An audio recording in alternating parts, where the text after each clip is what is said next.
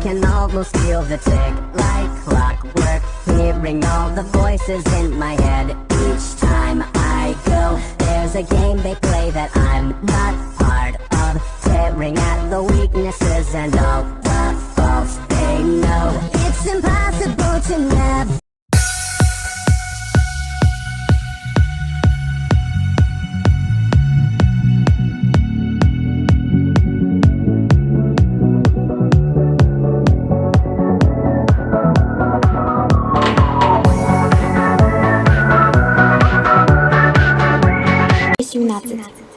Так мало видела в этой жизни и никогда не влюблялась. Для нее открыты все дороги, у нее много друзей.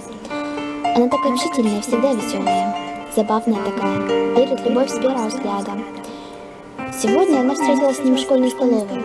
Он был с другом и сел за столик напротив. Ее взгляд встретился с его взглядом, и она отвернулась. Эта глупая десятиклассница подумала, что его взгляд что-то значит.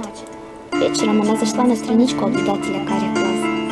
Они давно друг у друга в друзьях, правда никогда не общались.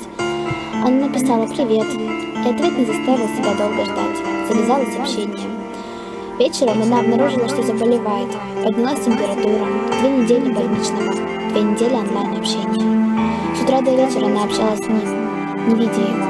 И вот пришла пора пойти с больничного в школу. Боже, как она стеснялась смотреть ему в глаза после такого общения в сети. Ведь в жизни они практически не общались.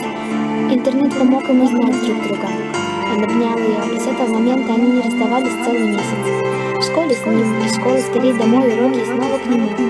За это время они стали так близки, что знали друг о друга почти все. Она даже знала его расписание уроков, знала, во сколько начинаются и заканчиваются уроки параллельного класса. Прощалась с жизнью, общалась в сети.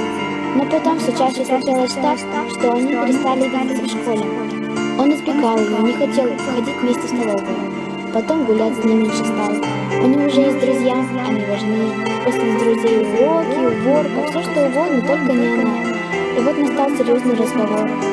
И закончился он быстро. В итоге было все ясно, что влюблена она не взаимно. Он просто играл ей и не думал, что все зайдет так далеко. Вот так оборвалась ниточка счастья, связывающая двух людей. И вот слезы, разочарование, разбитое сердце. Нет больше той позитивной девушки с открытым для всего мира сердцем. Сердце больше не верит в любовь. Теперь она думает, что все такие. Все будут ее обманывать, играть с ней. Таким образом, девочка стала старше. В мире стало меньше на одного открытого человека. Теперь ее душа закрыта. Она больше не хочет влюбляться. Она одна. И сколько еще сердец ранит эта игра в любовь? Парни, одумайтесь. Не играйте с девушкой, которая любит вас по-настоящему. Так вы можете убить в ней самое дорогое — веру в любовь.